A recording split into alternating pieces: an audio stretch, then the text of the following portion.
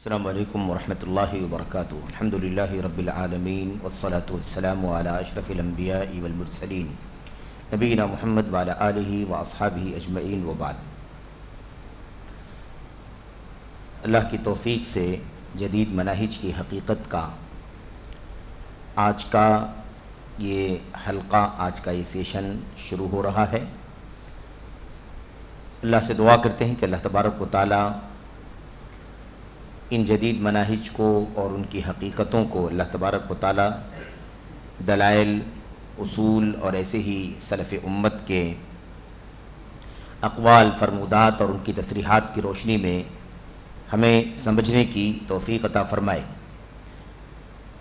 آج کا جو درس ہمارا ہے جدید مناہج کے سلسلے کا، وہ سوال نمبر 60 ہے۔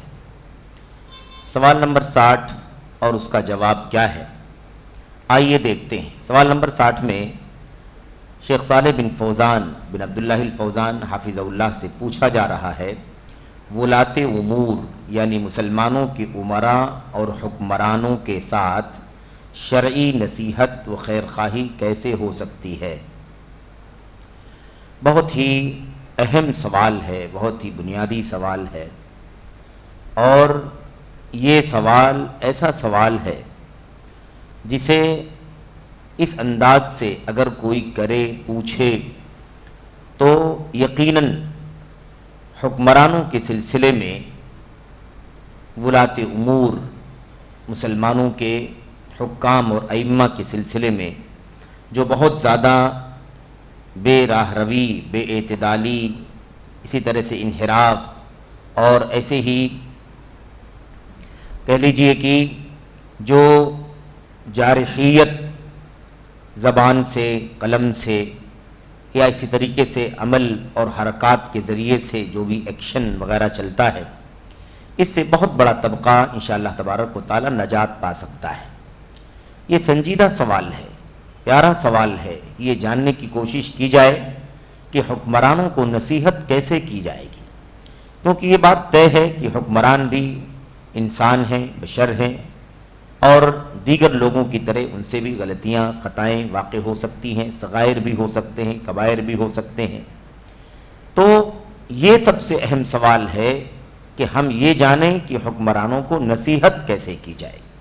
آج جو صورتحال ہے وہ یہ ہے، خوارج کا جو رویہ اور ان کا جو نظریہ تھا یا ان کا جو عمل تھا، کردار تھا، وہ رویہ اور ان کے نقش قدم پر چلنے والے قریب، دور، تھوڑا بہت، جیسے بھی ان کے نقش قدم پر چلنے والے جو لوگ ہیں، یا اس فکر سے جو لوگ بھی جڑے ہوئے ہیں، یا وہ فکر ان کے یہاں جن لوگوں کے یہاں پائی جاتی ہے، ان کے یہاں سب سے بڑا مسئلہ یہ ہے کہ وہ اس بات کو کبھی بھی اپنے دروس کا موضوع بنانا نہیں چاہتے۔ اپنے یہاں اس طرح کے سوالات کو کبھی بھی وہ پیدا ہی نہیں ہونے دینا چاہتے کہ حکمرانوں کو نصیحت کیسے کی جائے۔ حکمرانوں سے انحراف پایا جا رہا ہے، ان کے یہاں منکرات پائے جا رہے ہیں، کبائر، صغائر وغیرہ کا ارتکاب پایا جا رہا ہے۔ مثال کے طور پر تو ان کے یہاں بس وہی ہے، خروج زبان سے، قلم سے، اور اس کے آگے بڑھ کر کے بھی اگر ان کے بس میں ہو تو یہ انہوں نے اس کا حل اور راستہ بنا رکھا ہے۔ یہ سوال ان کے یہاں آتا ہی نہیں عام طور پر کہ ولاۃ امور یعنی حکمرانوں کے ساتھ شرعی نصیحت اور خیر خواہی کیسے ہو سکتی ہے۔ اسی لیے آپ دیکھیں گے کہ جو لوگ خوارج تھے، خوارج قدامى، پرانے والے خوارج، یا ایسے ہی جو خروج وغیرہ کا نظریہ یا اس طرح سے حکمرانوں کے خلاف بغاوت وغیرہ کی سوچ رکھتے ہیں، لکھتے ہیں، بولتے ہیں وغیرہ، ایسے لوگوں کے یہاں یہ موضوع نہیں آتا ہے کہ اللہ کے نبی صلی اللہ علیہ وسلم کی سنت میں کیا رہنمائی ہمیں اس سلسلے میں کی گئی ہے کہ حکمرانوں کے یہاں غلطیاں ہوں تو ہمیں ان کے ساتھ کیسے پیش آنا چاہیے۔ اور وہ ساری دلیلیں، وہ ساری حدیثیں، وہ ساری روایات، ساری قولی باتیں، یا ایسے ہی نبی کریم صلی اللہ علیہ وسلم نے اپنے صحابہ سے جب آپ نے قرب قیامت ہونے والے مسائل کا ذکر کیا، صحابہ کرام نے سوال کیا کہ اگر اس وقت ہم لوگ رہیں جب حکمران بہت سارے منکرات کریں گے تو ہمیں کیا کرنا چاہیے؟ ان کے جوابوں میں اللہ کے نبی علیہ السلام نے جو باتیں کہی تھیں ان کا تذکرہ عام طور پر آپ اس طرح کے نظریات رکھنے والوں کے یہاں نہیں پائیں گے۔ دوسری بات، اگر آپ اس طرح کی چیزیں پائیں گے بھی تو وہ کوئی نہ کوئی اس کی تعویل کر رہے ہوں گے، اس کو دوسرے معنی میں لے جا رہے ہوں گے، یا حالات کو اس سے کہیں زیادہ سنگین بتلا رہے ہوں گے، جو حالات ہیں صحیح معنوں میں اس سے آگے لے جا کر کے اسے بہت زیادہ سنگین بتا رہے ہوں گے، اور یہ ثابت کریں گے کہ یہ ساری باتیں اللہ کے نبی علیہ السلام کی جو ہیں نصیحت وغیرہ کرنے کی مرحلہ اس سے آگے جا چکا ہے۔ کہاں نصیحت، کہاں خیر خواہی، کہاں اصلاح، اس کی کوئی صورت باقی نہیں بچی ہے، اور آخری صورت باقی بچی ہے جسے ہمیں کرنا ہے۔ وہ سارے اصولوں کو ایک طرف رکھ دیں گے، نہ وہ یہ سمجھیں گے کہ اللہ تعالیٰ کے نبی علیہ السلام نے پوری تاکید کے ساتھ یہ بات سمجھائی ہے کہ جب تک کفر بواح نہ پایا جائے اور کفر بواح ہونے پر اللہ کی کتاب اور نبی کریم صلی اللہ علیہ وسلم کی سنت کی صریح دلیل موجود نہ ہو، برہان، اللہ تبارک و تعالی اللہ کے نبی علیہ السلام نے برہان کا لفظ استعمال کیا، کھلی دلیل، روشن، جو آنکھوں سے دکھائی دے، پورے طور پر واضح ہو، ایسی دلیل جب تک نہ پائی جائے تب تک کسی بھی مسلم حکمران کے خلاف بغاوت کا جھنڈا نہیں اٹھایا جا سکتا۔ یہ ساری چیزیں وہ خاطر میں نہیں لاتے، ان کے یہاں سوچنا ہے کہ بس یہ جرم کیا جا رہا ہے، اس کا حل یہ ہے کہ ان کے خلاف بغاوت کا جھنڈا اٹھایا جائے، عوام کو ان سے متنفر کیا جائے، عوام اور رعایا اور رائی کے درمیان یا ان کے دلوں میں نفرت اور عداوت بھری جائے، ان کو ان کے خلاف اکسایا جائے تاکہ وہ ان کے خلاف کھڑے ہوں اور تختہ پلٹنے کی بات کریں یا اس کی کوشش کریں۔ یہ عام طور پر خوارج کا طریقہ ہے۔ بہرحال یہ سوال اسی لیے بہت زیادہ اہم ہے کہ کوئی یہ اس طرح سے جاننے کی کوشش کرے کہ حکمرانوں سے غلطیاں ہونا کوئی تعجب کی بات نہیں ہے، انسان ہے، بشر ہے، ان سے غلطیاں ہوں گی، صغائر کبائر سب ہوں گے، ہو سکتے ہیں، تو ہمیں یہ جاننے کی ضرورت ہے کہ شرعی نصیحت اور خیرخواہی کیسے ہو سکتی ہے۔ شیخ صالح فوزان بن عبداللہ الفوزان حافظہ اللہ اس کا جواب دے رہے ہیں، کہتے ہیں ولاتی امور یعنی مسلم حکمرانوں کے ساتھ شرعی نصیحت و خیرخواہی حسب ذیل چند باتوں سے ہو سکتی ہے۔ یعنی اگر ہم خیرخواہی کرنا چاہتے ہیں، نصیحت کرنا چاہتے ہیں اور ان کو کوئی بات پیار سے سمجھانا چاہتے ہیں تو اس کے لیے یہ چند کام کرنے ہوں گے، چند طریقے اس کے ہیں۔ نمبر 1، پہلی چیز بیان کرتے ہیں، ان کے لیے اصلاح اور استقامت کی دعا کی جائے۔ یہ سب سے مناسب، سب سے آسان حل ہے اور سب سے زیادہ مؤثر حل ہے، سب سے زیادہ کارگر حل ہے اور سب سے زیادہ آسان بھی ہے، سب کے بس میں ہے۔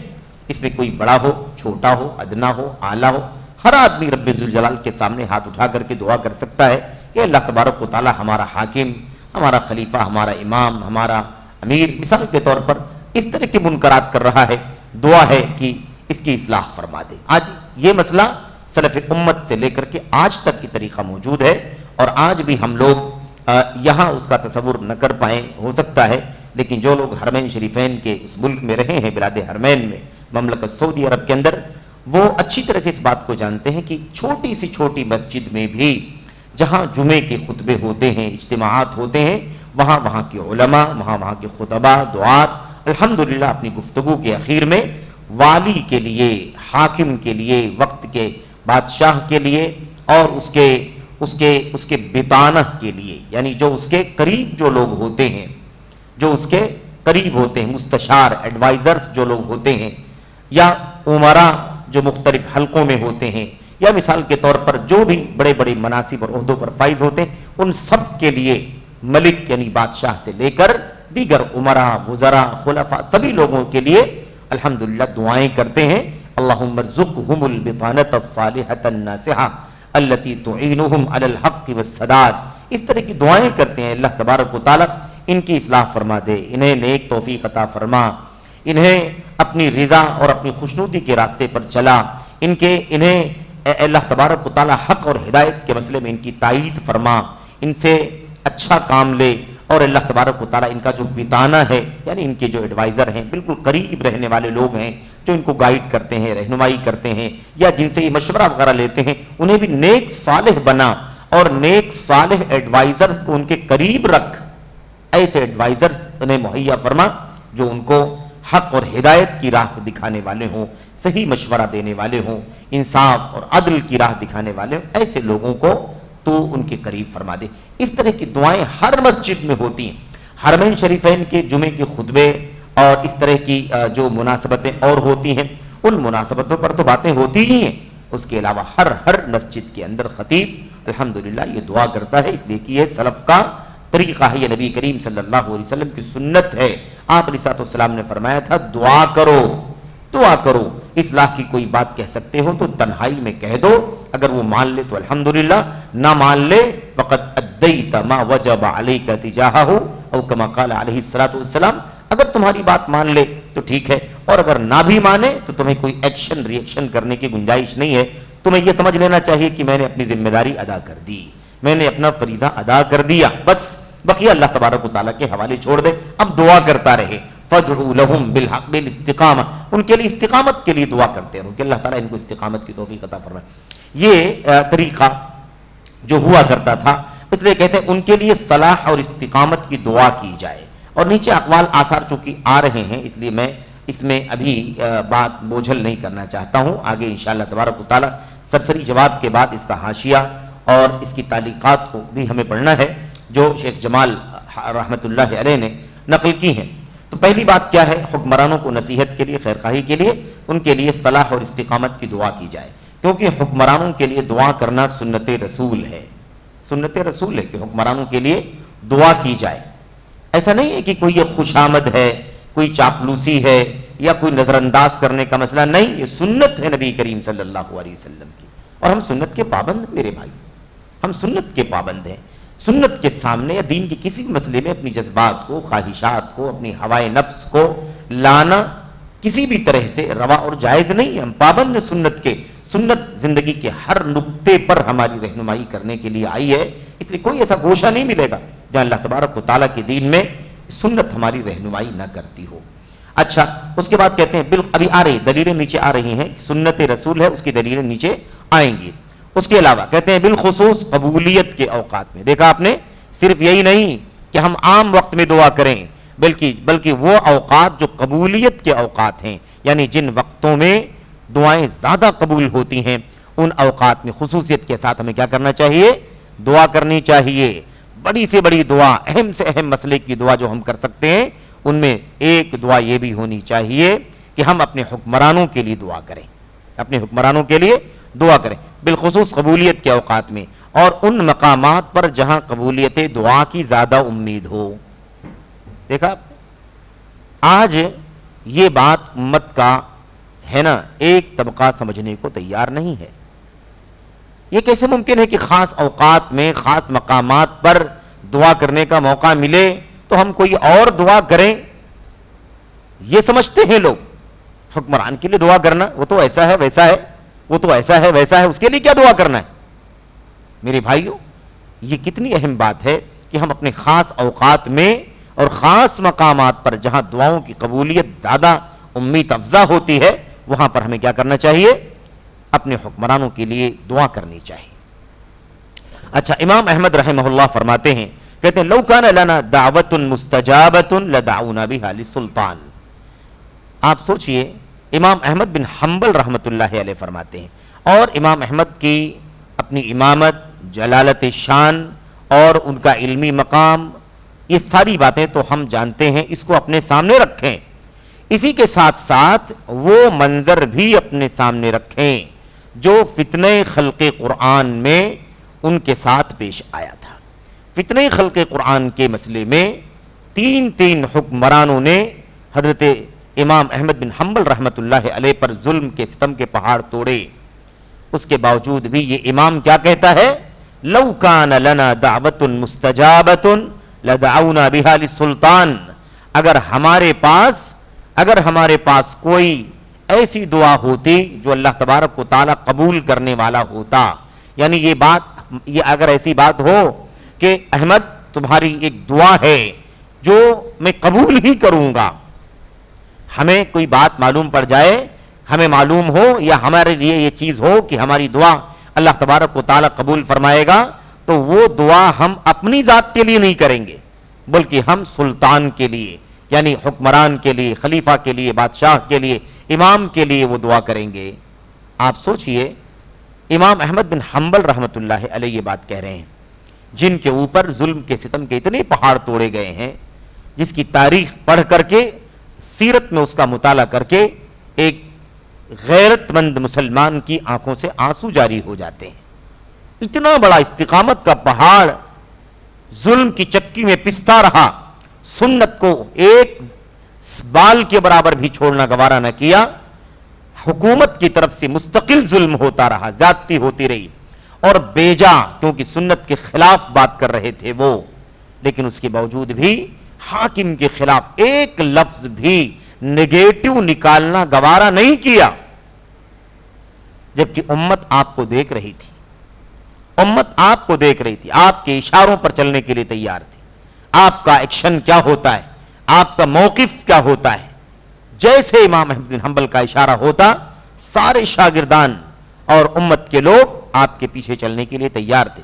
آپ اگر اشارہ کرتے کہ حکمرانوں کے خلاف تلوار اٹھا لو، بغاوت کا جھنڈا اٹھا لو، تو لوگ آپ کی بات پر فوراً اٹھ کھڑے ہوتے، لیکن آپ نے کبھی بھی اس طرح کی بات پر کبھی بھی کان نہیں رکھا۔ کسی نے کہا بھی تو بھی آپ نے کہا کہ نہیں، یہ گوارا نہیں ہے مجھے ولی امر کے خلاف کوئی قدم اٹھانا یا کوئی غیر مناسب بات بولنا، اکسانا، بھڑکانا، اس کی کوئی گنجائش اللہ تبارک و تعالیٰ کے دین میں نہیں ہے۔ بلکہ یہاں تک کہا کہ اگر ہمارے لیے ہمارے پاس کوئی دعا ہوتی جو قبول ہونے والی ہوتی تو اس دعا کو ہم اپنے حاکم کے لیے کر دیتے، تاکہ اللہ تبارک و تعالیٰ وہ دعا اس کے حق میں قبول فرما لے۔ میں اپنے لیے دعا کروں گا، اپنے بال بچوں کے لیے دعا کروں گا، اپنے اعزا اقارب کے لیے دعا کروں گا، تو یہ دعا محدود ہوگی، اور وہ دعا اگر میں حاکم کے حق میں کر دوں گا اور اس کی اصلاح اللہ تبارک و تعالیٰ فرما دے گا، تو پوری رعایا کے اندر، رعایا کے حق میں امن، عافیت، آشتی اور سلامتی کا ماحول بن جائے، وہ رحمت بن جائے گا امت کے لیے، ملت کے لیے۔ اس لیے میں کبھی بھی یہ قدم نہیں اٹھا سکتا۔ میرے بھائیوں، کیوں کہتے ہیں؟ کیونکہ سلطان کی صلاح و نیکی میں، صلاح اور نیکی میں سماج و معاشرے کی بھلائی ہے۔ اگر حاکم اچھا ہو تو معاشرہ بھی اچھا ہوگا، رعایا بھی اچھی ہوگی، مملکت بھی اچھی ہوگی۔ یہ بہت بنیادی مسئلہ ہے۔ اس لیے میں دعا کروں گا تو کس کے لیے کروں گا؟ اپنے حاکم کے لیے کروں گا۔ اور سلطان کے فساد میں سماج کا فساد و بگاڑ ہے، تو دعا نہ کرنا حاکم کے حق میں، یہ اس فساد کو بڑھاوا دینے کا حصہ ہے۔ اگر ہم نے دعا نہیں کی تو ہم نے اپنی ذمہ داری ادا نہیں کی، جو ذمہ داری ہمارے اوپر بنتی تھی۔ اس لیے یہ بہت بنیادی مسئلہ ہے۔ اچھا، اس کے بعد کہتے ہیں نمبر 1، پہلی بات کیا ہو گئی؟ حکمرانوں کو نصیحت کا، شرعی نصیحت کا طریقہ کیا ہے؟ ہم اس کے حق میں دعا کریں، صلاح کی، نیکی کی، خیر کی، بھلائی کی دعا کریں۔ نمبر 2، اسی طرح حکمرانوں کی خیر خواہی یہ بھی ہے کہ حکمران ملازمین کو جو ذمہ داریاں سونپیں وہ انہیں بحسن و خوبی نبھائیں۔ سمجھ رہے ہیں؟ اب یہ جملہ بہت اہم ہے، بہت قیمتی ہے، اور اگر آپ کو وہ پچھلی باتیں یاد ہوں تو بہت بہتر، ورنہ اپنے ذہن میں ان باتوں کو لائیں، جو بہت ساری باتیں سرور نائب زین العابدین کے اقوال میں آپ کو ملی ہیں، حسن بنا کے الفاظ آپ کو ملے ہیں، سید قطب وغیرہ کے الفاظ آپ کو ملے ہیں، یا اور اس طرح کے بہت سارے لوگ ہیں جن کا نام اس سے پہلے آ چکا ہے۔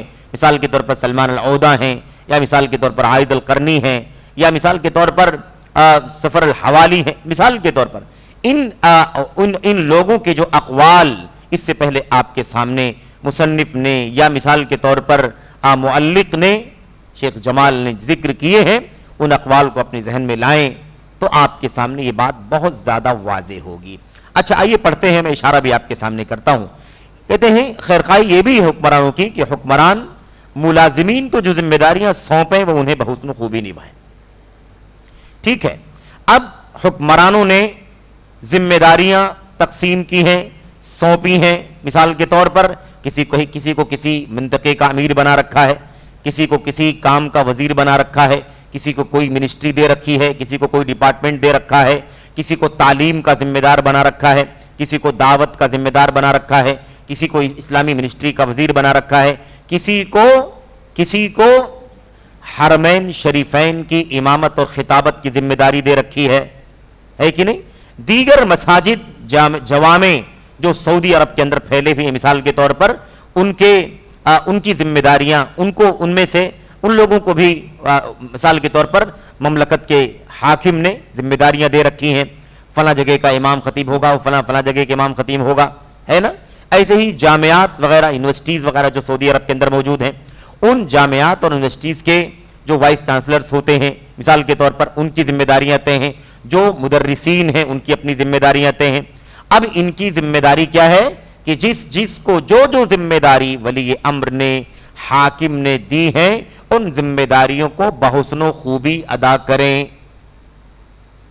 اب اگر مثال کے طور پر حرمین شریفین کے ائمہ، حرم مکی کے امام، رئیس شؤون الحرمین مثال کے طور پر ڈاکٹر عبد الرحمن بن عبدالعزیز السدیس مثال کے طور پر، یا مکہ مکرمہ کے محکمے کے سابق قاضی شیخ شریم، یا اور دیگر لوگ اور بھی لوگ ہیں، یا ایسے ہی مدینہ طیبہ کے اندر جو لوگ ہیں ائمہ کرام، ان ائمہ کرام کی جو ذمہ داری ہے وہ کیا ہے؟ امامت کرنا، حرمین کی خطابت کرنا مثال کے طور پر، اور جو تدریس وغیرہ کی ذمہ داریاں ہیں ان ذمہ داریوں کو ادا کرنا، ساتھ ہی ساتھ خطبے جب ان کے ہوں تو اللہ تبارک و تعالیٰ کے بندوں کو صحیح نصیحت کرنا، ان کو حق کی تعلیم دینا، اصلاح کرنا سماج کی، معاشرے کی، ولی امر کے حق میں دعا کرنا، ولی امر سے کوئی غلطی کوتاہی ہو رہی ہو تو ان کے بس میں ہو تو اصلاح کے لیے خفیہ طور پر رازدارانہ اصلاح کا کام کرنا، ان کی کوشش کرنا، یہ سارے کام کرتے ہیں۔ اب اگر یہ کام کریں، سارے ملازمین اپنی اپنی ذمہ داریاں ادا کریں تو یہ بہت بڑی خیر خواہی اور نصیحت کا ذریعہ ہے۔ اس کے برخلاف دو باتیں سمجھنے کی ہیں۔ ایک بات تو یہ کہ اگر وہ یہ ذمہ داری نہ ادا کریں تو یہ خیانت ہے، اللہ تبارک و تعالیٰ کی بھی خیانت، حکم الہی کی بھی خیانت ہے، کیونکہ اللہ تبارک و تعالیٰ کا حکم ہے۔ ایک بات یہاں اور بھی سمجھنے کی ضرورت ہے، یہاں تفصیل سے تو نہیں، بس ایک چند جملوں میں، وہ یہ ہے کہ حقوق اللہ اور حقوق العباد کی تقسیم تو ہم جانتے ہیں، لیکن ایک بات یاد رکھیں کہ ساری باتیں شریعت کے اندر جو بھی آئی ہیں، خواہ اس کا تعلق بندگان کے حقوق سے بھی ہو، وہ بھی حقیقت میں اللہ کا حق ہے۔ والدین کے حقوق ہیں کہ نہیں؟ بندگان کے حقوق ہیں کہ نہیں؟ حقوق ہیں۔ اساتذہ کے حقوق ہیں، ہے کہ نہیں؟ ایسے ہی اگر آپ نیچے اترے تو حیوانات کے حقوق ہیں، جانوروں کے حقوق ہیں، نباتات کے، ان سب کے حقوق ہیں۔ لیکن یاد رکھیں ان حقوق کی ادائیگی کے بارے میں ہم یہ تو کہتے ہیں کہ بندگان کے حقوق ہیں، لیکن یہ حقوق لاگو کس نے کیے ہیں، لازم کس نے کیے ہیں؟ یہ حکم اللہ تبارک و تعالیٰ کا ہے شریعت کے اندر، اس لیے یہ بندے کا حق ہونے سے پہلے اللہ تبارک و تعالیٰ کا حق ہے۔ اس لیے یہ بات یاد رہے کہ اس کو خارج نہیں کیا جا سکتا۔ سمجھنے کے لیے تقسیم ٹھیک ہے کہ وہ اللہ تبارک و تعالیٰ کا حق ہے، یہ بندے کا حق ہے، لیکن اللہ تعالیٰ کا حق بھی اللہ کا حق ہے، اور بندے کا حق جو ہے وہ بندے کا حق ہے، لیکن حق بنانے والا اللہ تبارک و تعالیٰ ہے۔ اس لیے کہ شریعت اللہ تبارک و تعالیٰ کی ہے، شارع صرف اور صرف اللہ تبارک و تعالیٰ کی ذات ہے، اور نبی کریم صلی اللہ علیہ وسلم کو اللہ تبارک و تعالیٰ نے اپنا، میرے بھائیوں، اب شارع بنایا ہے، شریعت سازی کا حق دیا ہے۔ اس لیے نبی کریم صلی اللہ علیہ وسلم میں جس چیز کو بھی چاہیں حلال کریں، حرام کریں، واجب کریں، مکروہ کریں، مندوب کریں، اللہ کے نبی علیہ الصلوۃ والسلام کو بھی اس بات کا وحی کی روشنی میں اختیار تھا۔ تو بات سمجھنے کی یہ ہے کہ جو حقوق ہیں، جو ذمہ داریاں، وہ کیا کریں؟ وہ ادا کریں۔ تو ایک بات یہ ہے کہ ادا کرنے میں کوتاہی کریں گے تو خیر خواہی کے خلاف کام ہوگا، یہ نصح کے خلاف کام ہوگا، یہ ذمہ داری ادا نہ کرنا یہ نصح اور خیر خواہی کے خلاف ہوگا۔ دوسری چیز یہ ہے کہ اب اگر وہ اپنی ذمہ داری ادا کرتے ہوئے سارے کام کو انجام دیتا ہے، ایک طبقہ خارجی ذہنیت کا، بغاوت والی ذہنیت کا، مسلم حکمرانوں کے خلاف اکسانے والی ذہنیت رکھنے والا ایک طبقہ کھڑا ہوتا ہے، اور ان لوگوں کو اپنی ذمہ داریاں ادا کرنے کی وجہ سے ان کو کہتا ہے کہ یہ سب کے سب اپنے حکمرانوں کے غلام ہیں۔ اپنے حکمرانوں کے کیا ہے؟ غلام ہیں۔ کہتے ہیں یہ لوگ دیکھو اتنا زیادہ برائی چل رہی ہے، اس کے خلاف نہیں بولتے، ممبر لے کر کے بیٹھے ہوئے ہیں، اسٹیج لے کر کے بیٹھے ہوئے ہیں، ان کے پاس اختیارات ہیں، ان کے پاس مثال کے طور پر اس بات کی طاقت ہے کہ یہ عوام کے بیچ میں حکمرانوں کے خلاف وہ باتیں کہہ سکیں جو کہنی چاہیے ان کے اعتبار سے، لیکن یہ سب کے سب کیا کر رہے ہیں؟ یہ سب کے سب غلام ہیں، یہ سب کے سب ایجنٹ ہیں، یہ سب کے سب بزدل ہیں، یہ سب کے سب کیا ہیں؟ یہ سب کے سب بے ایمان ہیں، بے ضمیر ہیں۔ اس طرح کی باتیں لوگ کہتے ہیں۔ تو دونوں باتیں سمجھنے کی ہیں، ذمہ داری ادا نہ کرنا بھی خیانت ہے، اور ان مناصب کا غلط استعمال کرنا، یعنی اکسانا، بھڑکانا، یہ بھی غلط۔ جو ذمہ داری آپ کو دی گئی وہ ذمہ داری آپ ادا کریں، یہی ذمہ داری، یہی خیر خواہی ہے۔ اور اگر اس کے خلاف کوئی آدمی یہ بات کہتا ہے کہ دیکھو یہ لوگ بڑے بڑے مناصب پر ہیں لیکن حکومت کی واہ واہی کرتے ہیں، حکومت کی موافقت کرتے ہیں، ولی امر کے خلاف زبان نہیں کھولتے، جبکہ ایسا ہو رہا ہے، ایسا ہو رہا ہے، ان کو ایسا کرنا چاہیے، اب اس کے بعد آگے بڑھ کر کے وہ فلاں کا ایجنٹ ہے، تو فلاں کا پٹھو ہے، تو فلاں کا غلام ہے، تو فلاں، یہ ساری باتیں بھی کہنا شروع کر دیتے ہیں۔ یہ سب چیزیں کیا ہیں؟ یہ سب کے سب خروج اور بغاوت کا حصہ ہیں۔ اس لیے کہ ہم نے اس سے پہلے بھی ذکر کیا تھا میرے بھائیوں عزیزوں کے علامہ ابن عثیمین رحمۃ اللہ علیہ نے لکھا ہے اپنی کتاب کے اندر، کسی کتاب کی شرح کرتے ہوئے، غالباً عقیدہ واسطیہ کی شرح کرتے ہوئے یا اربعین نوویہ کی شرح کرتے ہوئے لکھا ہے انہوں نے کہ بغاوت اور خروج ہتھیاروں سے، ایکشن سے بعد میں ہوتا ہے۔ پہلے خروج اور بغاوت کی فضا دل میں بنتی ہے، جذبات میں بنتی ہے، اس کے بعد زبان اور قلم پر آتی ہے، اور اس کے بعد وہ چیز ایکشن اور حرکت تک پہنچ جاتی ہے۔ یہ بات اچھی طرح سے ہمیں سمجھ لینا چاہیے۔ تو یہ حکمرانوں کی باتوں کو ماننا، ان کی اطاعت کرنا، یہ سب کیا ہے؟ یہ نصح اور خیرخواہی کا بنیادی حصہ ہے۔ نبی کریم صلی اللہ علیہ وسلم نے فرمایا تھا جو میرے امیر کی اطاعت کرتا ہے وہ میری اطاعت کرتا ہے، اور جو میری اطاعت کرتا ہے وہ اللہ تبارک و تعالیٰ کی اطاعت کرتا ہے۔ میرے بھائیوں اس بات کو سمجھنے کی ضرورت ہے۔ اچھا جناب، یہ دوسری بات ہو گئی۔ تیسری بات کیا ہے؟ ہاں تو میں یہ کہہ رہا تھا آپ سے کہ آپ ان باتوں کو یاد کریں جو اس سے پہلے آپ نے پڑھا ہے، اس کو لائیں۔ ایک طرف یہ بات جو ذمہ داریاں حکمرانوں کی طرف سے ملازمین کو ملی ہیں وہ ادا کرنا چاہیے، لیکن انہی لوگوں نے جن کا نام اس سے پہلے میں نے آپ کے سامنے پیش کیا ہے، ان لوگوں نے لکھا ہے اپنی میگزینوں میں، اپنی کتابوں کے اندر لکھا ہے، کیا لکھا ہے؟ یہ غلاموں کے غلاموں کے غلاموں کے غلام ہیں۔ سمجھ رہے؟ یعنی حق بولنا جرم ہے، اور ان کی مرضی کے مطابق حکمرانوں کے خلاف زبان درازی کرنا، ان کے خلاف عوام کو اکسانا، بھڑکانا، ان کے دلوں میں ان کے خلاف نفرت پیدا کرنا، عوامی پلیٹ فارموں سے یا عوامی سٹیجوں سے ان کی برائیاں، ان کی کمیاں عام کرنا، یہ ان کے ہاں سب سے بڑا نیکی کا بنیادی کام ہے۔ اور اگر ایسا آپ نہیں کرتے ہیں تو آپ غلام ہیں، اور جو آپ کو جن کے آپ ملازم ہیں وہ بھی غلام ہیں، وہ کسی اور کے غلام ہیں، وہ کسی اور کے غلام ہیں۔ اور صاحب کا آقا کہاں ہے؟ آپ کو یاد ہو تو کہا تھا کہ امریکہ میں بیٹھا ہوا ہے، سب اس کے غلام ہیں۔ ملک کا حاکم ان کا غلام ہے، اس کا وزیر ان کا غلام ہے، اس کا وزیر اس کا غلام ہے، اور اس کا منسٹر اس کا غلام ہے، اور یہ ائمہ کرام اور یہ ذمہ داران اور یہ علماء اور یہ دعات، یہ مبلغین، اور یہ خطبہ، یہ دعات، یہ سب کیا ہے؟ یہ سب ان کے غلام ہیں۔ اس طرح کی باتیں کرنے والے لوگ موجود ہیں، تو یہ سراسر کیا ہے؟ ظلم ہے، ناانصافی ہے، اور یہ نصح اور خیرخواہی نہیں ہے بلکہ یہ فضیحت ہے۔ آگے دیکھیں نمبر 3، اسی طرح ان کے ساتھ خیرخواہی یہ بھی ہے، یہ جواب چل رہا ہے کہ حکمرانوں کے ساتھ شرعی نصیحت کا طریقہ کیا ہے۔ تیسری بات کہتے ہیں ان کے ساتھ خیرخواہی یہ بھی ہے کہ انہیں سماج میں ہونے والی غلطیوں اور برائیوں سے آگاہ کیا جائے۔ سماج میں ہونے والی غلطیوں سے، برائیوں سے آگاہ کیا جائے۔ سب سے بڑی برائیوں میں سے ایک برائی یہ بھی ہے کہ ان باغیوں کی بغاوت کو عوام تک، ان باغیوں کی بغاوت اور باغیانہ سوچ سے حکمرانوں کو آگاہ کیا جائے۔ اب اگر کوئی یہ کام کرتا ہے تو ان کو کیا کہتے ہیں؟ کہتے ہیں یہ اصلاح کے دشمن ہے، ہم مصلحین ہیں، ہم بھلائی کا کام کرنا چاہتے ہیں، اور یہ ہمارے خلاف حکومتوں میں شکایتیں کرتے ہیں۔ یہ مسئلے سمجھنے کے ہیں۔ عوام کے بیچ میں جو کمیاں، کوتاہیاں، گناہ، منکرات وغیرہ پائے جاتے ہیں، خاموشی کے ساتھ حکمرانوں تک یہ باتیں پہنچانا تاکہ وہ اس اعتبار سے قوانین، اس اعتبار کے احکام فرامین نافذ کریں، تاکہ اس کی اصلاح کی کوشش کریں، امر بالمعروف کا نہی عن المنکر کا جو مشن ہے اس کو اس طرح سے عام کریں تاکہ عوام کی رعایا کی اصلاح ہو سکے۔ یہ بھی خیر خواہی کا حصہ ہے۔ تو کہتے ہیں انہیں سماج میں ہونے والی غلطیوں اور برائیوں سے آگاہ کیا جائے جن کا بسا اوقات انہیں علم نہیں ہوتا ہے، لیکن یہ نصیحت، یہ دیکھیے، لیکن یہ نصیحت ناصح اور حکمرانوں کے درمیان رازدارانہ طریقے سے ہونی چاہیے۔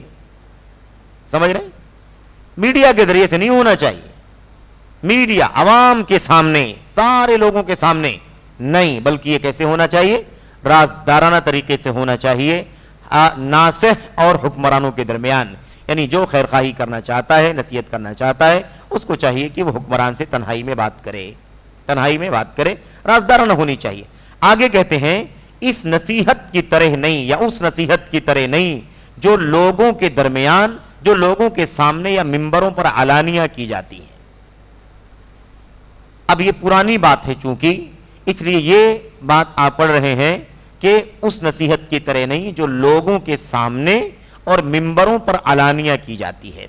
اس دور کی بات ہے جب ممبر سے ہے نا بات کرنا ہی کہہ لیجئے کہ ابلاغ کا بہت بڑا ذریعہ تھا، لیکن آج تو میڈیا بہت زیادہ بڑھ چکا ہے، اس کا دائرہ کافی وسیع ہو چکا ہے۔ آج ممبروں سے جو بات ہوتی ہے وہ ممبروں کے بعد میڈیا کے وسائل سے ساری دنیا کے اندر بہت تیزی کے ساتھ پھیل جاتی ہے۔ تو عوام کی کمیوں کو، کوتاہیوں کو، یا اس حوالے سے جو نصیحت کرنے کی بات ہے، یہ ممبروں سے نہیں ہونی چاہیے، عوامی پلیٹ فارموں سے نہیں ہونی چاہیے، لوگوں کے سامنے نہیں ہونی چاہیے، کیونکہ ایسا کرنے سے شر و فساد بھڑکے گا اور حکمرانوں اور رعایا کے درمیان عداوت اور دشمنی پیدا ہوگی۔ دو بات ہو گئی، اس سے پہلے والی بات بھی اور یہ والی بات بھی سامنے رکھیں۔ ایک تو کہ حکمرانوں کی کمیاں، کوتاہیاں، ان کے گناہ، ان کی غلطیوں کو عوام کے بیچ میں نہیں لانا ہے، تنہائی میں نصیحت کرنا ہے۔ دوسری بات، عوام کے درمیان کی، رعایا کے درمیان کی جو غلطیاں ہیں، جو گناہ ہیں، جو معاصی ہیں، وہ جرائم ہیں، اس حوالے سے بھی جو بات ہونی چاہیے وہ تنہائی میں ہونی چاہیے، وہ بھی عوام کے بیچ میں نہیں ہونی چاہیے، یا ممبروں سے نہیں ہونی چاہیے، لوگوں کے سامنے نہیں ہونی چاہیے، کیونکہ اس کے نتیجے میں عوام اور حاکم کے درمیان یا رائی اور رعیہ کے درمیان آپس میں دلوں میں نفرت پیدا کرنے کا ذریعہ بن جائے گی۔ اچھا، اس کے بعد چوتھی بات کہتے ہیں نصیحت اور خیرخواہی یہ نہیں ہے کہ انسان حکمرانوں کی غلطیوں کے بارے میں ممبر پر یا لوگوں کے سامنے کرسی پر باتیں کرے۔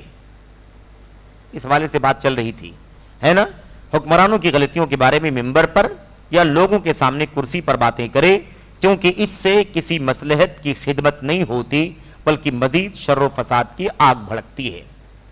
تو اصل ایک بات تو یہ کہ نصیحت کا یہ طریقہ نہیں ہے، یہ طریقہ نصیحت کا نہیں ہے۔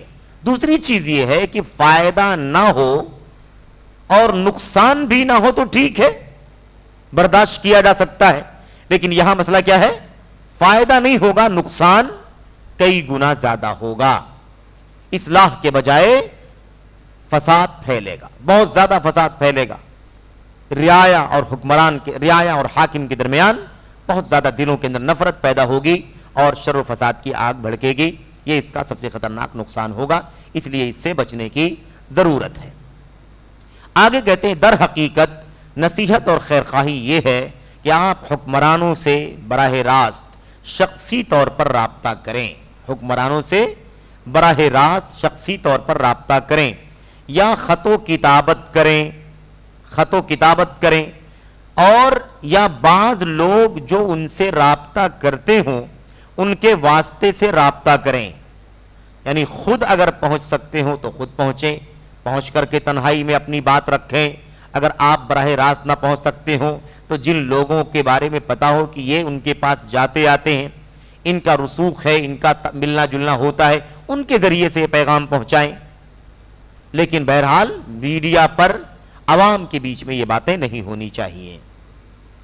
اس کے آگے کہتے ہیں اور اپنے اور ان کے درمیان خفیہ طور پر اپنی نصیحت انہیں پہنچا دیں، اپنے اور ان کے درمیان خفیہ طور پر، رازدارانہ طور پر نصیحت پہنچا دیں، یہ طریقہ ہونا چاہیے۔ آگے کہتے ہیں نیز نصیحت یہ بھی نہیں ہے نصیحت یہ بھی نہیں ہے کہ ہم ایک ناصحانہ تحریر لکھیں. کیا کریں؟ نصیحت کے کرنے کے لیے کیا لکھیں؟ ایک تحریر لکھیں، آرٹیکل لکھیں اور اسے لے کر لوگوں میں گھومیں، لوگوں میں جائیں، لوگوں میں جائیں، گھومیں، یا ہر ایک کے پاس جائیں تاکہ لوگ اس پر دستخط کریں. یہ تو بالکل محاذ کھولنے والی چیز ہے، یہ محاذ کھولنے والی چیز ہے، یہ تو اٹیک کرنے والی چیز ہے، ہجوم کرنے والی چیز ہے. گویا کہ آپ ایک جتھا بندی کر رہے ہیں، حاکم کے خلاف کیا کر رہے ہیں؟ ایک جتھا بندی کر رہے ہیں، اس کے خلاف ایک گروہ تیار کر رہے ہیں. یہ طریقہ نہیں ہوتا ہے.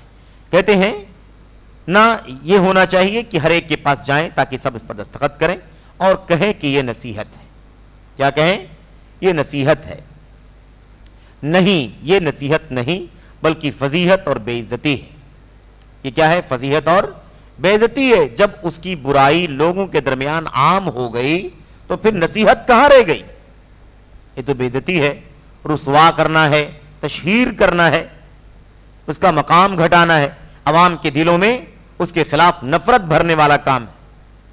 آگے کہتے ہیں یہ ان چیزوں میں سے، ان چیزوں میں سے ہے جو بہت سارے شر و فساد کا باعث بنتا ہے، بہت سارے شر و فساد کا باعث بنتا ہے. دشمنوں کو خوش کرتا ہے.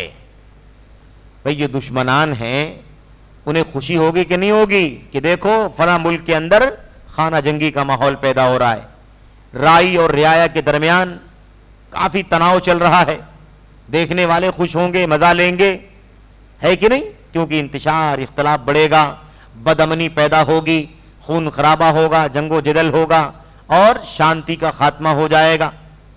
دشمن خوش ہوگا اس سے، دشمن خوش ہوگا. تو کہتے دشمنوں کو خوش کرتا ہے اور اس میں ہوا پرست بھی گھسپیٹ کرتے ہیں. ہوا پرست جو ہوتے ہیں، یہی ہوا پرست مراد کون ہے؟ یہی بدعتی، یہی جو بدعتی ہیں، جو منمانی نفس پرستانہ کام کرتے ہیں، جو ان کے جی میں آتا ہے یہی صحیح ہے. ایسے لوگوں کو اس وقت موقع مل جاتا ہے، وہ بھی کیا کرتے ہیں؟ وہ بھی اس کے اندر گھسپیٹ کرتے ہیں، تدخل کر کے اپنا مفاد حاصل کرتے ہیں.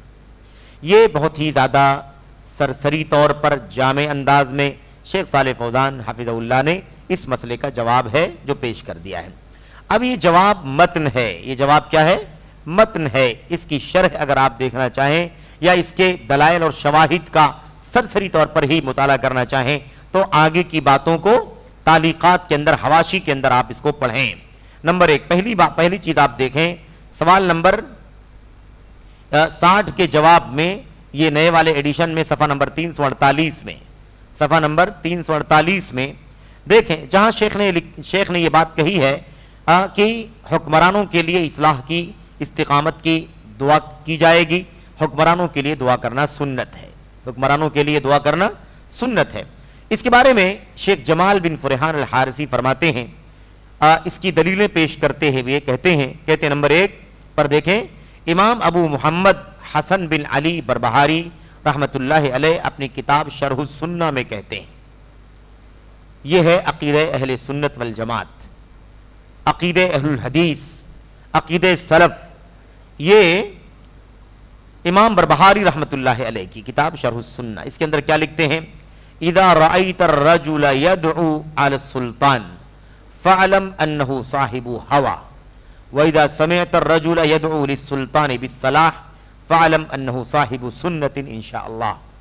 کہتے ہیں جب تم دیکھو کسی آدمی کو کہ وہ اپنے حاکم، اپنے خلیفہ، اپنے بادشاہ، اپنے امام پر بددعا کر رہا ہے، یعنی اپنے امام پر بددعا کرتے ہوئے کسی شخص کو تم دیکھو، فَعْلَمْ أَنَّهُ صَاحِبُ هَوَى، تو اچھی طرح سے جان لو کہ وہ شخص بدعتی، وہ آدمی کیسا ہے؟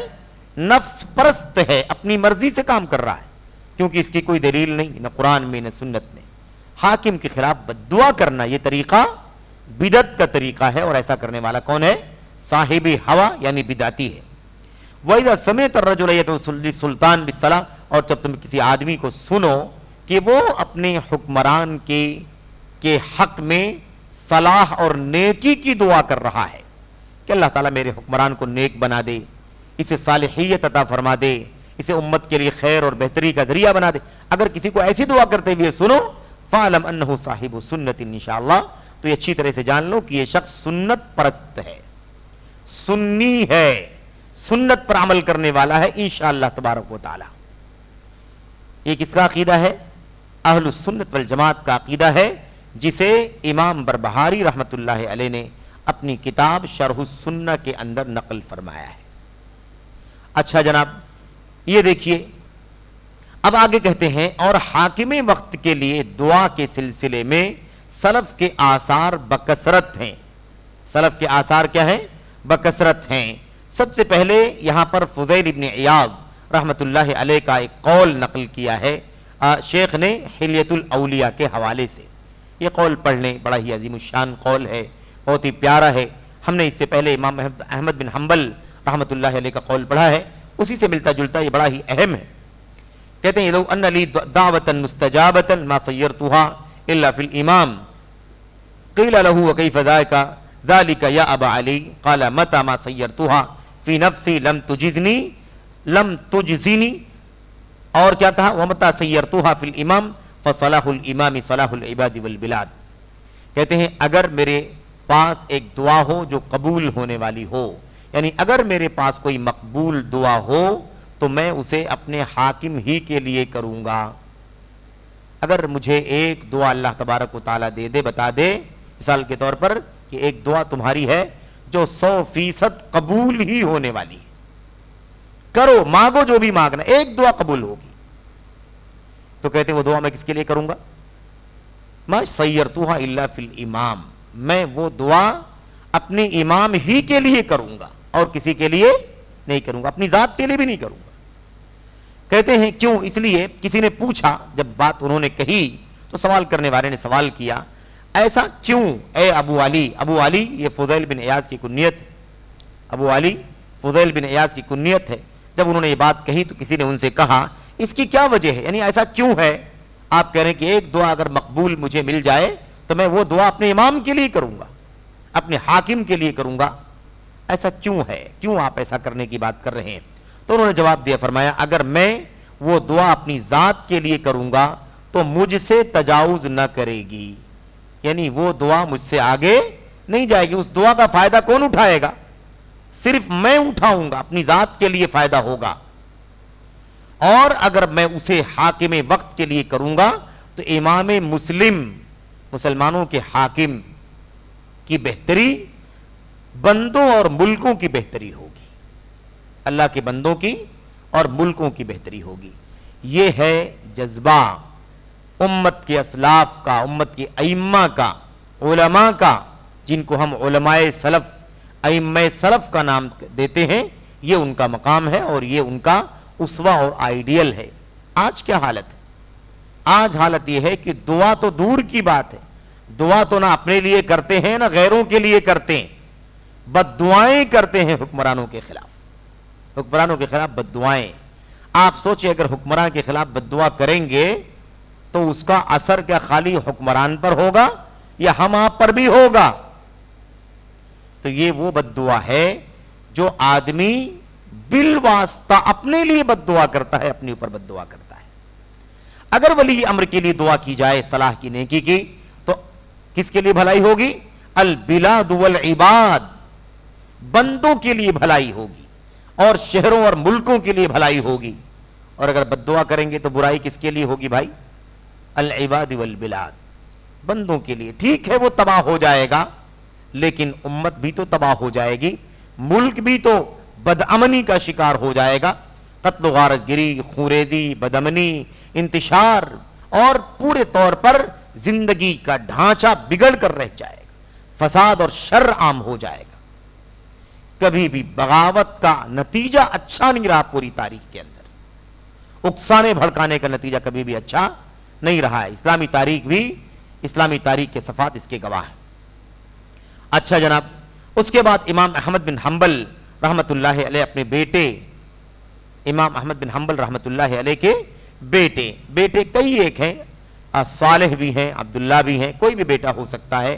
دونوں امام ہیں, دونوں نیک اور صالح لوگ ہیں, قدوہ ہیں, آئیڈیل ہیں. امام احمد بن حنبل رحمۃ اللہ علیہ اپنے بیٹے عبداللہ کا نام یہاں پر لکھا ہوا ہے، ان کو املا کراتے ہوئے فرماتے ہیں، کہتے ہیں وَإِنِّي أَسْأَلُ اللَّهَ عَزَّ وَجَلَّ أَن يُطِيلَ بَقَاءَ أَمِيرِ الْمُؤْمِنِينَ وَأَن يُثَبِّتَهُ وَأَن يَمُدَّهُ مِنْهُ بِمَعُونَةٍ إِنَّهُ عَلَى كُلِّ شَيْءٍ قَدِيرٌ۔ اپنے بیٹے عبداللہ کو باقاعدہ لکھوایا امام احمد نے، بیٹے یہ چیز نوٹ کر لو اچھی طرح سے، لکھ لو۔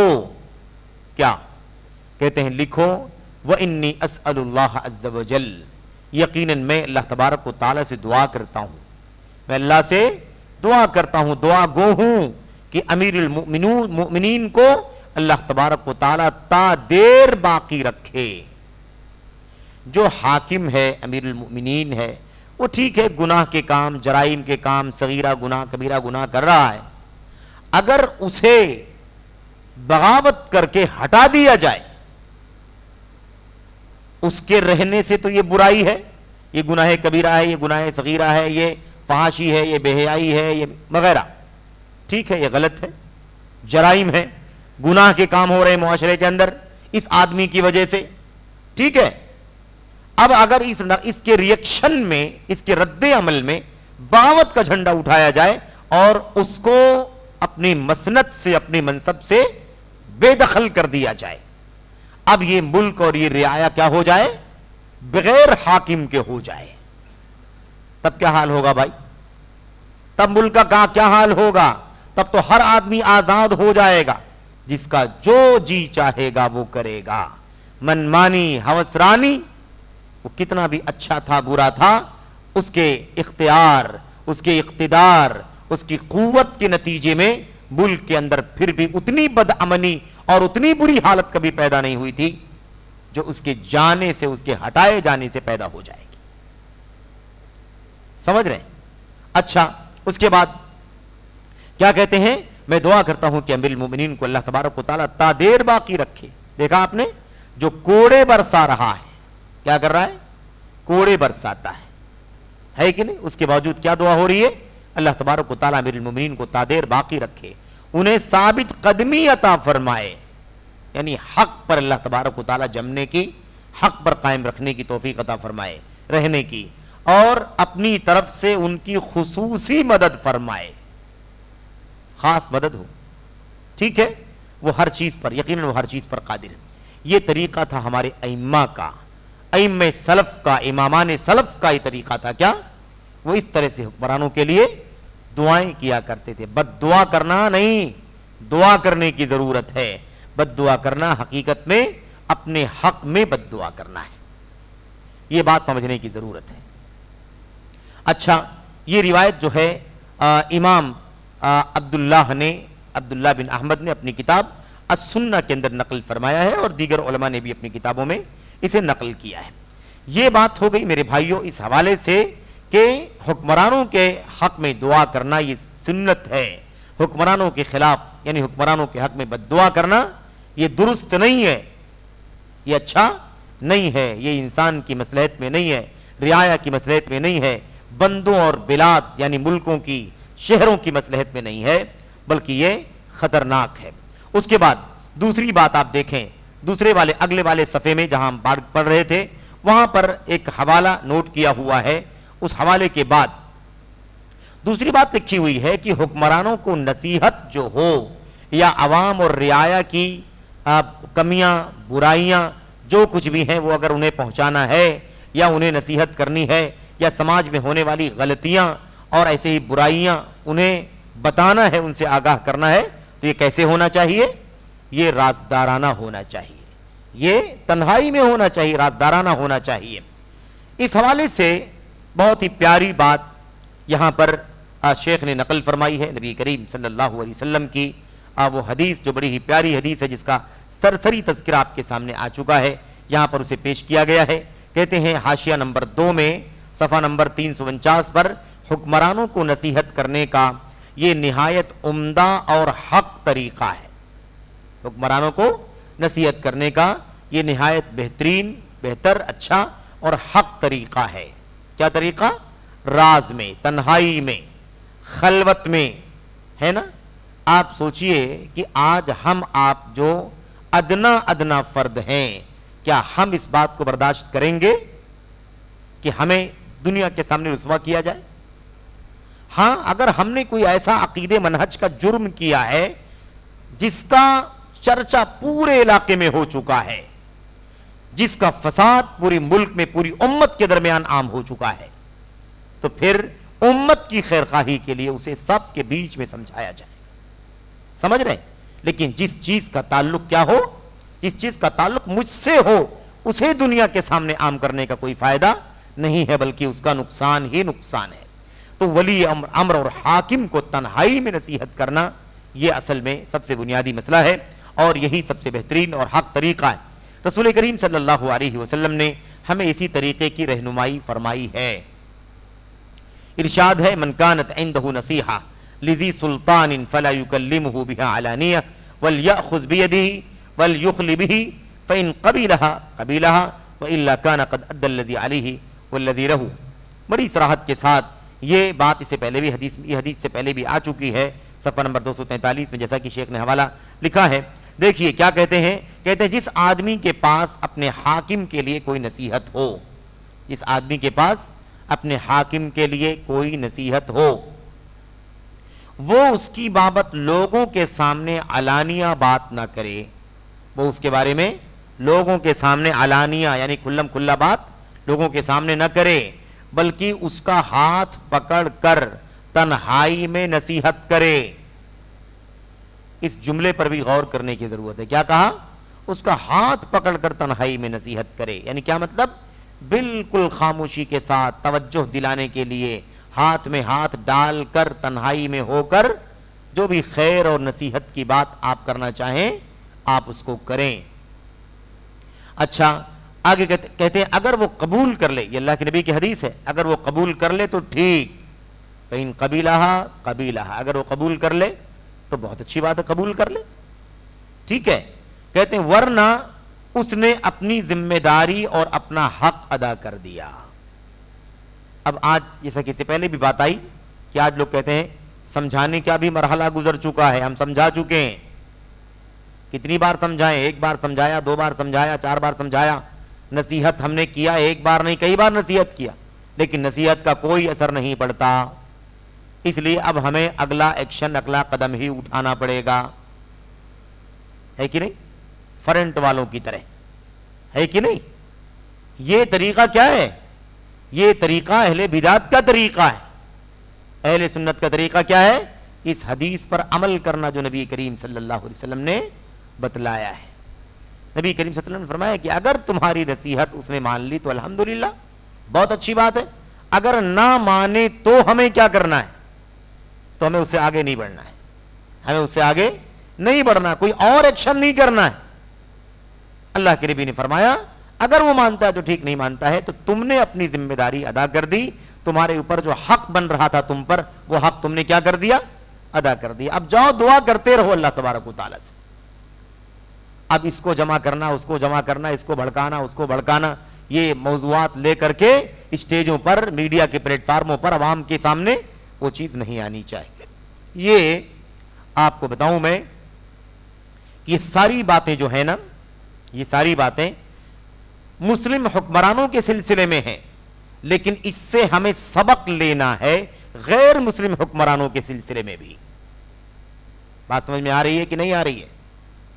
ایک بات تو ایک حق اسلام ہے، اسلام کے ساتھ حق ولایت، اس کی بات چل رہی ہے، لیکن اگر ہم کسی ایسے ماحول میں رہتے ہیں جہاں حکمران غیر مسلم ہے مثال کے طور پر، تو بھی ہمیں اس کے منصب اور اس کے عہدے کا خیال کرنا ضروری ہے۔ اب دونوں باتوں کو اچھی طرح سے جان لو، اسلام نے دونوں پہلوؤں پر رہنمائی فرمائی ہے، دونوں پہلوؤں پر۔ مسلم حکمرانوں کے سلسلے میں کیا ذمہ داری بنتی ہے؟ اسلامی حکومتوں میں مسلمان جو اسلامی حکومتوں میں رہتے ہیں ان کی ذمہ داری اپنے حکمرانوں کے بارے میں کیا بنتی ہے؟ اس کی رہنمائی۔ یہ ساری باتیں آپ پڑھ رہے ہیں، لیکن ہمیں اسے سبق بھی لینا ہے اور ہمارے پاس دیگر دلائل بھی موجود ہیں۔ گرچہ کوئی حاکم مسلم حاکم نہیں ہے تو بھی اس کا ادب، اس کا احترام، اس کا مقام، اس کا مرتبہ ملحوظ رکھنا ضروری ہے۔ اللہ کے نبی علیہ السلام نے کیا فرمایا؟ انزل الناس منازلہم، ہر ایک کو اپنا مقام دو، جس کا جو مقام ہے اسے اس کا مقام دو۔ ہم جس ماحول میں رہتے اس ماحول میں میرے بھائیوں اس کا اپنا ایک منصب ہے، اس کا اپنا ایک مقام ہے، اس کی اپنی ایک عزت ہے۔ ہمیں چاہیے کہ ہم اس کی عزت کو سمجھیں، اس کا احترام کریں، جو احترام اس کا بنتا ہے، جو ادب اس کا بنتا ہے اس ادب کا ہم خیال کریں۔ اب اس کے منصب اور عہدے کے خلاف چل کر کے ہم اگر مثال کے طور پر کوئی اول فول بات کرتا ہے، گالی گلوچ کرتا ہے، یا مثال کے طور پر اس انداز کی بات کرتا ہے جس سے اس کے منصب کو میرے بھائیوں اذیت پہنچتی ہے، یا اس کے منصب کے خلاف اس کی تنقیص ہوتی ہے، اس کی توہین ہوتی ہے، تو آپ بتائیے کہ کیا یہ مناسب ہوگا؟ کیا اس کا نتیجہ اچھا نکلے گا؟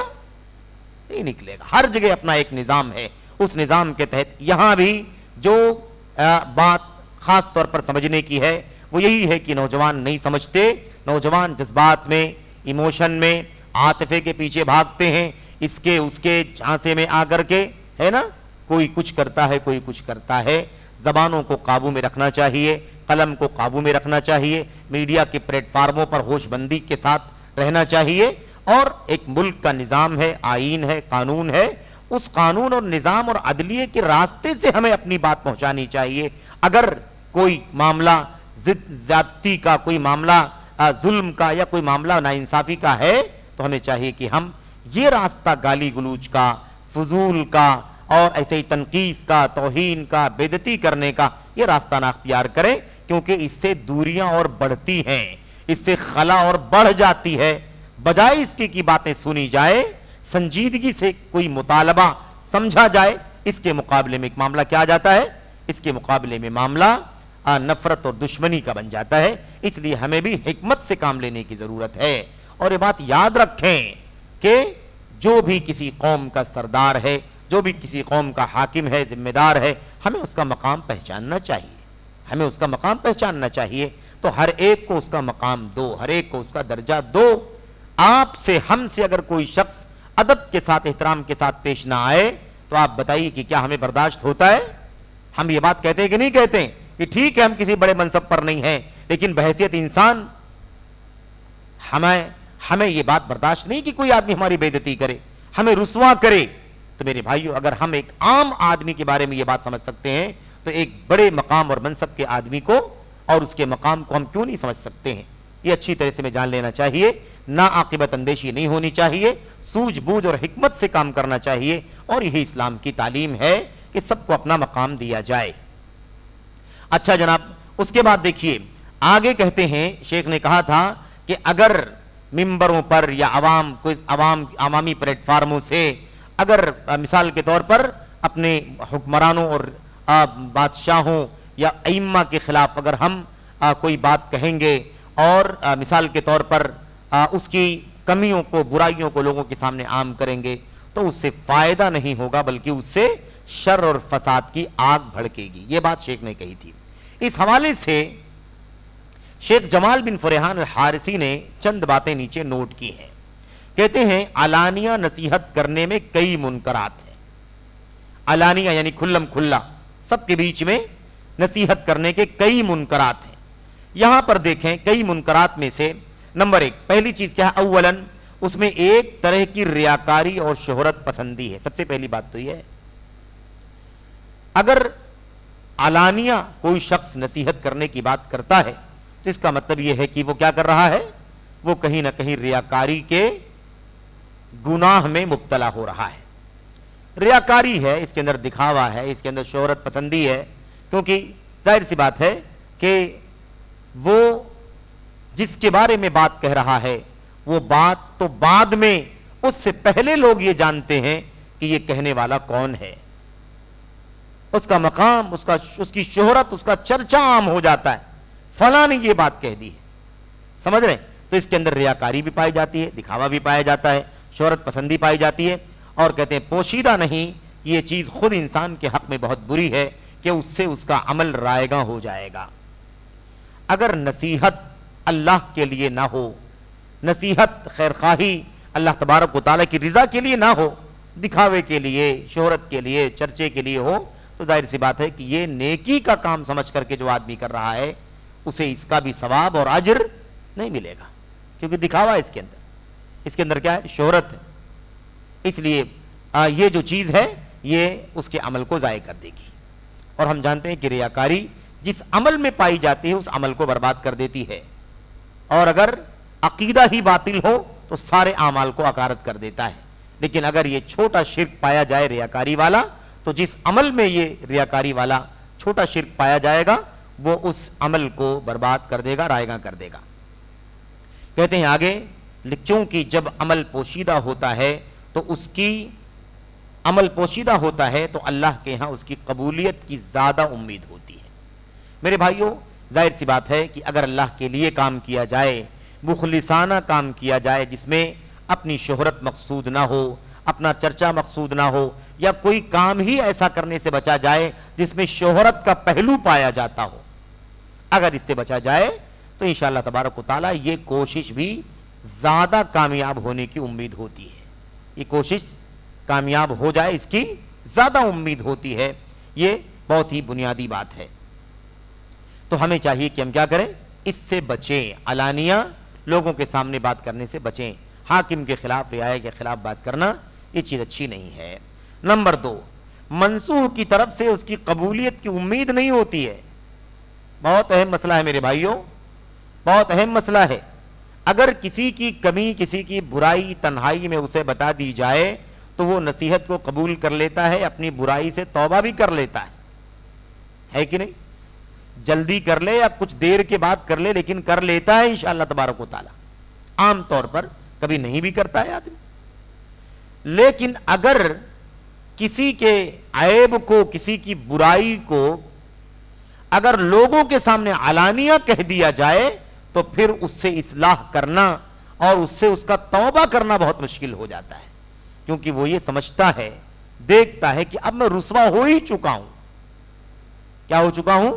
رسوا ہو چکا ہوں، مجھے بے عزت کیا جا چکا ہے، سارا زمانہ مجھے اس برائی کے نام سے جانتا ہے، تو اب میں اس برائی سے رجوع بھی کر لوں تو کوئی فائدہ نہیں۔ اس لیے قبولیت کی امید کم ہوتی ہے، قبولیت کی امید کم ہوتی ہے نصیحت کرنے میں۔ اچھا، تو منصوح کی طرف سے، یعنی جس کو نصیحت کی جا رہی ہے اس کی طرف سے اس کی قبولیت کی امید نہیں ہوتی ہے، کم ہوتی ہے یا نہیں ہوتی ہے، کیونکہ وہ اسے نصیحت کے بجائے اپنی ہتک اور بے عزتی سمجھتا ہے۔ ظاہر سی بات ہے کہ اگر تنہائی میں بات کہی جائے تو نصیحت ہے، اور اگر بھیڑ میں کہی جائے تو کیا ہے؟ وہ فضیحت ہے، بشرطے کہ وہ معاملہ بدعت کا نہ ہو، عقیدے کی بدعت کا نہ ہو، جس سے گمراہ ہو چکے ہو لوگ۔ دعوت کے میدان کی طرف اشارہ میں کرنا چاہتا ہوں، رعایا کی بات اور حاکم کی بات سے باہر نکل کر دعوت کے میدان میں اس بات کو سمجھیں کہ اگر کسی شخص نے اپنی بدعت کو دنیا میں عام کر دیا ہے تو اب رعایا کو، یعنی عوام الناس کو، اس بدعت سے آگاہ کرنے کے لیے سب کے بیچ میں بیان کرنا ہوگا۔ اس کی ذات مقصود نہیں ہوگی جس نے بدعت پھیلائی ہے، لیکن بدعت سے لوگوں کو آگاہ کرنا مقصود ہوگا تاکہ لوگ اسے توبہ کر لیں۔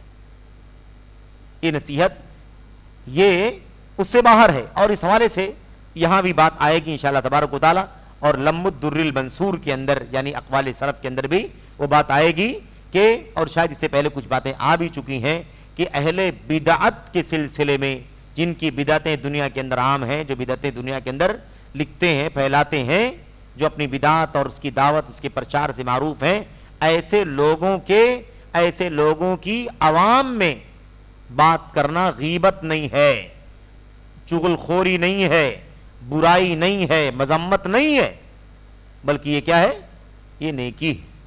یہ کیا ہے؟ یہ نیکی ہے۔ سلف کہا کرتے تھے، تعالوا یا حلموا بنا نؤمن ساعتا للہ، آؤ تھوڑی دیر بیٹھ کر کے اللہ تبارک و تعالیٰ کو راضی کرنے کے لیے غیبت کر لیں، اللہ تبارک و تعالیٰ کو راضی کرنے کے لیے ایمان لے آئیں۔ تو یہ اس سے مستثنا ہے، اس بات کو اچھی طرح سے ذہن میں رکھیں۔ اچھا، کہتے ہیں آگے، کیونکہ وہ اسے نصیحت کے بجائے اپنی ہتک اور بے عزتی سمجھتا ہے، اور خودداری یعنی انانیت اسے گناہ پر آمادہ کر دیتی ہے۔ پھر وہ اکڑ جاتا ہے کہ جب میری بے عزتی ہو چکی ہے، میں اس ملک کا حاکم ہوں, اگر میں کوئی غلطی مجھ سے ہو رہی تھی تو مجھے تنہائی میں بتانا چاہیے تھا, میری اصلاح تنہائی میں کرنا چاہیے تھا, مجھے خط لکھنا چاہیے تھا, تنہائی میں مل کر کے مجھے بتانا چاہیے تھا. جب تم نے دنیا کے سامنے عام ہی کر دیا ہے, میں رسوا ہو چکا ہوں, تو اب رجوع کرنے کا بھی کوئی فائدہ نہیں ہے. ٹھیک ہے, جیسے چل رہا ہے ویسے چلنے دو. بلکہ وہ اور زیادہ ضد میں بھی کبھی آ سکتا ہے. شیطان اسے کیا کرے گا, اسے انانیت پر اور ایسے ہی انتہا پسندی پر آمادہ کر دے گا. اس کا بھی خطرہ ہے. کہتے ہیں جس کے گناہ کا ایک حصہ نصیحت کرنے والے کے سر جاتا ہے, یہ بڑا خطرناک مسئلہ ہے. یہ کیا ہے؟ اگر تنہائی میں نصیحت کرتا تو اس کا اجر و ثواب ملتا, بھیڑ بھاڑ میں اور لوگوں کے بیچ میں اس نے رسوا کیا ہے, اس لیے ایک تو قبولیت کی امید نہیں ہے, کم امید ہے. دوسری چیز یہ ہے کہ پھر وہ آدمی انانیت اور خودداری پر آ جاتا ہے, قبول نہیں کرتا.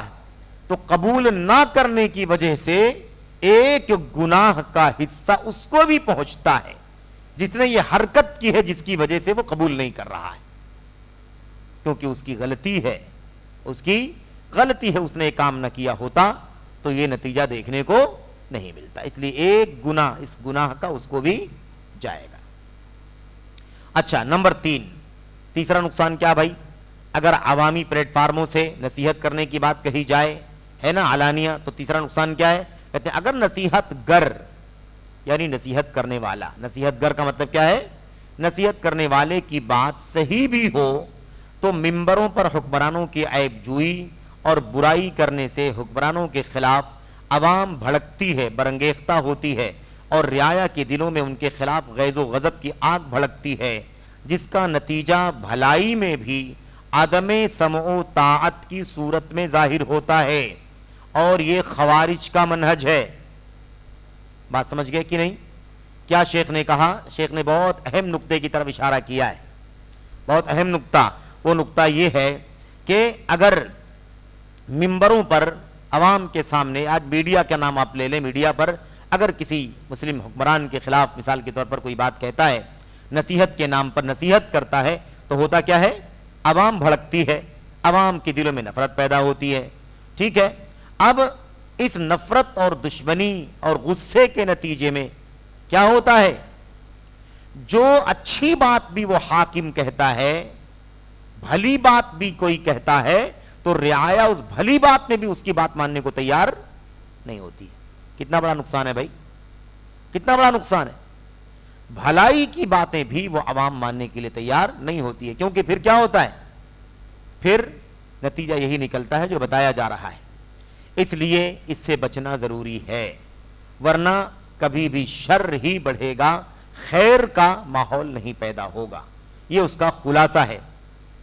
تو صاف کہتے ہیں جس کا نتیجہ بھلائی میں بھی عدم سمع و طاعت, بھلائی کے کام میں بھی نہیں سننا, نہیں اطاعت کرنا, سننا بھی نہیں اور کہا ماننا بھی نہیں, یہ ماحول پیدا ہو جاتا ہے عوام کے درمیان. یہ معاملہ ظاہر ہوتا ہے. اور یہ منہج کس کا ہے؟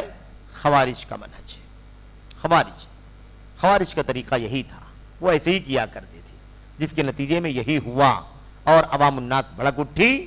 اور اس کے بعد امیر المؤمنین اگر کوئی اچھی بات بھی کہہ رہا ہے تو عوام الناس اس کو ماننے کے لیے تیار نہیں ہے. یہ طریقہ بڑا خطرناک ہے.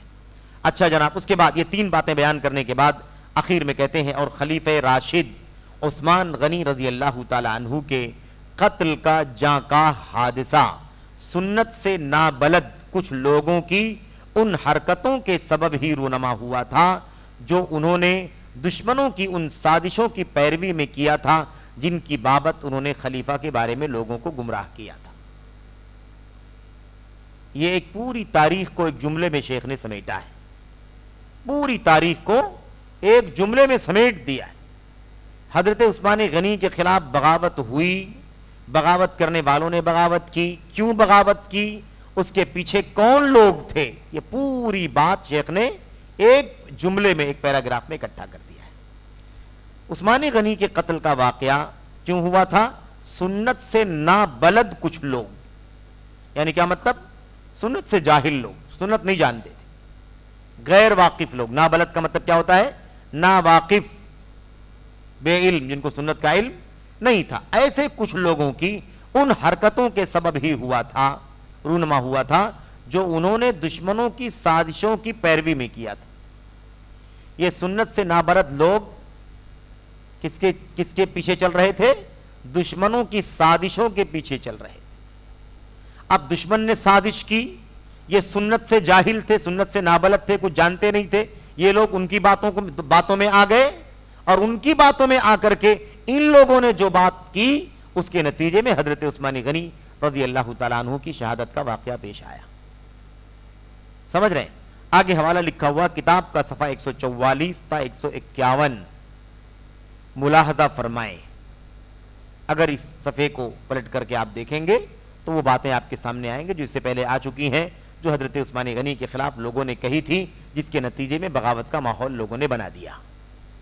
اور اس سے پہلے بھی ہم نے ذکر کیا ہے کہ اللہ کے فضل و کرم سے، اس کی توفیق سے، صوبائی جمعیت اہل حدیث ممبئی نے ابھی جلد ہی حضرت عثمان غنی رضی اللہ تعالیٰ عنہ کی زندگی کے آخری ایام کے عنوان سے ایک کتاب شائع کی ہے، جس میں حضرت عثمان غنی رضی اللہ تعالیٰ عنہ کا مقام مرتبہ بیان کیا گیا ہے.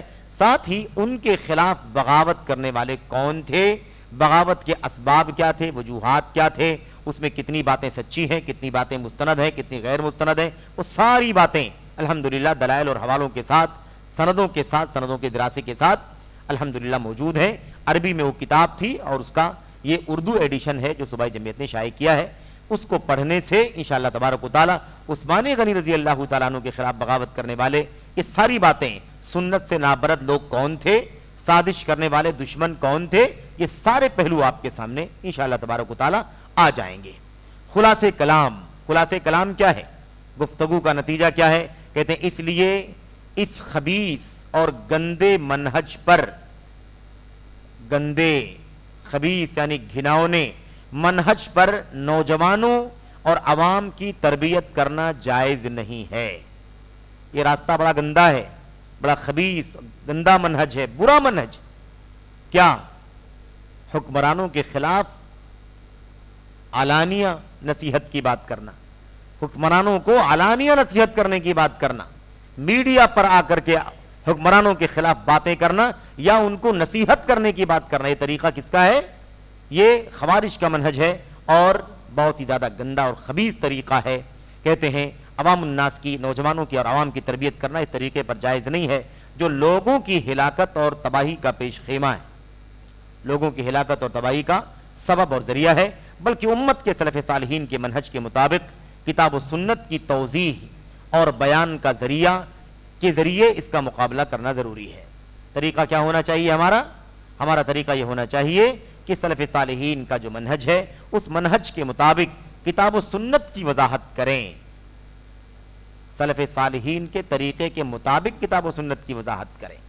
اہل بدعت کا طریقہ یہ ہوتا ہے کہ وہ بسا اوقات قرآن کی آیتوں کو تو لیتے ہیں، سنت کو تو لیتے ہیں، لیکن وہ معنی قرآن کی آیتوں کا اور سنت کا نہیں لیتے جو سلف امت نے معنی سمجھا ہے اور اس کے مطابق عمل کیا ہے، وہ معنی نہیں لیتے. اس لیے ہمیں چاہیے کہ ہم کیا کریں، ہم عوام الناس کی، نوجوانوں کی تربیت کیسے کریں؟ سلف امت کے طریقے پر قرآن و سنت کو سمجھانے کے ذریعے سے ان کی تربیت کریں اور اس کے ذریعے سے اس کا مقابلہ کریں. اللہ سے دعا کرتے ہیں کہ اللہ تبارک و تعالی ہمیں اور آپ کو حکمرانوں کو نصیحت کے سلسلے میں ان اصولوں کو سمجھنے کی توفیق عطا فرمائے. ہم بیٹھے ہیں یہاں اپنے وطن عزیز ملک ہندوستان کے اندر اور یہاں بیٹھ کر کے یہ باتیں اس لیے پڑھ رہے ہیں کیونکہ آج نوجوانوں کے ذہنوں میں اس طرح کی باتیں بہت سختی کے ساتھ بھرنے کا کام چل رہا ہے. ہمارے بیچ میں رہنے والی تنظیمیں، بعض جماعتیں، بعض ٹولیاں، بعض گروہوں کا یہی طریقہ ہے اور اس کے پیچھے بہت ساری چیزیں. ہم نے شروع میں آپ کے سامنے گفتگو کی تو ہم نے ایک مثال حاکم اور رعایا کے ساتھ ساتھ یہ بھی پیش کی تھی کہ حاکم اور رعایا کی طرف سے جس کو جو ذمہ داریاں ادا کی جائیں ان کو اپنی ذمہ داریاں ادا کرنی چاہیے. اب علماء کی اپنی ذمہ داریاں ہیں، دعات کی اپنی ذمہ داریاں ہیں، ہے کہ نہیں؟ معلمین کی اپنی ذمہ داریاں ہیں، یہ اپنی اپنی ذمہ داریاں ادا کر رہے ہیں. لیکن یہ جو طبقہ ہے بغاوت کی راہ اختیار کرنے والا یا ایسے فرقے، ایسی ٹولیاں جو ہیں، یہ عوام الناس کو ان علماء سے بھی دور کرنے کی کوشش کرتی ہیں، ان دعات سے بھی دور کرنے کی کوشش کرتی ہیں، ان خطبہ اور معلمین سے بھی دور کرنے کی کوشش کرتی ہیں تاکہ وہ ان کی باتوں کو نہ سنیں، ان سے استفادہ نہ کریں تو علم اور علماء سے، سچے علم اور سچے علماء سے دور کرنے کا راستہ بھی یہ لوگ اختیار کرتے ہیں، اور یہ بھی بغاوت کا، خروج کا ایک طریقہ ہے۔